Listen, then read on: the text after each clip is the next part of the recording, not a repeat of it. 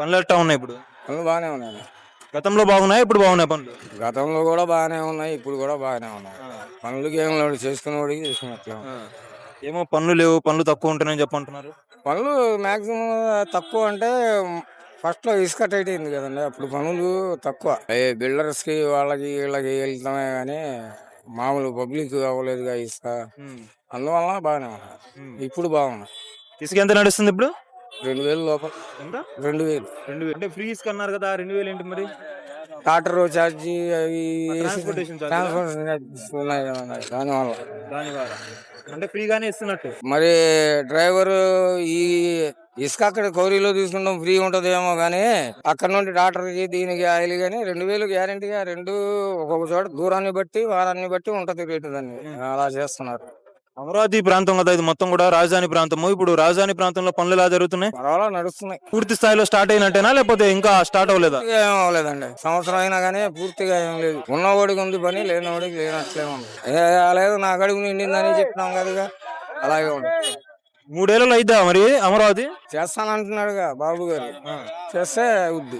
అయిద్దా 3 ఏళ్లలో? చేస్తే వద్దండి, దొంగ దొంగ బూడిద రాసుకుంటే ఏముంటది, ఏమి ఉండదుగా. చేస్తే వద్ది. ఈ సూపర్ 6 హామీలు అమలు అయ్యాయా ఏమైనా మీకు? చండాలంగా అమలు ఇప్పుడు దాకా. ఏమిచ్చాడండి? గ్యాస్ సంవత్సరం అయింది, గ్యాస్ బండ్లు రాలా? సంవత్సరానికి 3 బండ్లు. ఈయన గారు ఎక్కి ఎంతకాలం అయింది, ఒక్క నెల వేసాడు. దాని తర్వాత గ్యాస్ బండ డబ్బులు ఇప్పటికి రెండోసారి విడత తీసుకున్న, మూడో విడత. ఉన్నది ఉన్నట్లు మాట్లాడాలిగా. ఫ్రీ బస్ అన్నాడు. ప్రతి ఇంటికి ఏమన్నాడు, ఇద్దరు పిల్లలు ఉంటే ఇద్దరు పిల్లలకి 15,000 చెప్పున, ముగ్గురు పిల్లలు ఉంటే 45 ఇస్తాను. ఈ మాటలు చెప్పడం దొంగ మాటలు, దొంగ మాటలే కాయి. వచ్చే నెల అమలు చేస్తామని చెప్పంటున్నారు, అప్పటి వరకు ఆగాలి కదా. మే నెల అన్నారు, జూను. ఇప్పుడు గ్యాస్ ఓపెన్ అయింది కదా, గ్యాస్ ఇప్పటికి ఎంతకాలం అయింది, సంవత్సరం వస్తుంది. సంవత్సరానికి 3 బండ్లు, ఒక బండకే డబ్బులు పడ్డాయి. 3 బండ్లు ఎప్పుడు చేస్తారు? ఒక బండకి ఎంత పడ్డాయి? మామూలు మనకి ఒక 40 ట్రాన్స్పోర్ట్ ఛార్జీ పోను, మిగతాయి పడినాయి అంతే. కూటమి ప్రభుత్వానికి ఎన్ని మార్కులు వేస్తావు? నేనా? ఏమో 4 సంవత్సరాలు గడవాలి కదండి. ఇప్పుడైతే ప్రజెంట్ గా ఇప్పుడే కాళ్ళు చేతులు సర్దుకుంటున్నారు కదా.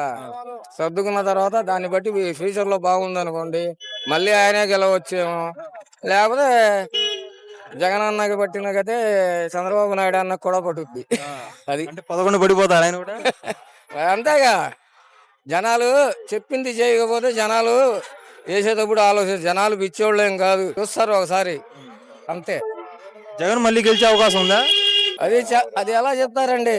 అంటే ఈయన చేసే పనులను బట్టి ఆయనకి గెలుస్తాడా లేదా అన్నది ఉండదు. ఈయన ఇప్పుడు అసెంబ్లీకి వెళ్ళట్లేదు కదా, అసెంబ్లీకి వెళ్ళట్లేదు, ఏం చేయట్లేదు కదా.